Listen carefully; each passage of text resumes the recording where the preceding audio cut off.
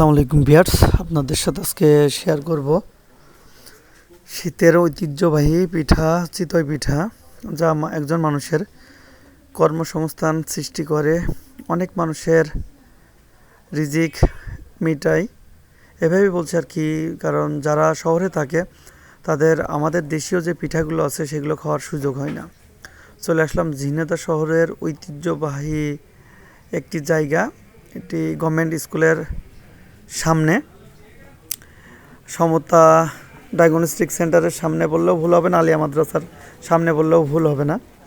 এই জায়গায় আসছি, একজন খালা পিঠা বিক্রি করতেছে, তার মশলাগুলো রেডি করে রাখছে, শাক আছে, তারপরে সরিষা বাটা আছে এবং আরেকটি ধনিয়া দিয়ে মশলা তৈরি করা আছে। যাক, পিঠার খুব দারুণভাবে উঠতেছে। এই খালা নিয়মিত এখানে পিঠা বিক্রি করে, আর এই পিঠা বিক্রি করেই তার সংসার জীবন চালাচ্ছে, সে জীবিকা নির্বাহ করতেছে।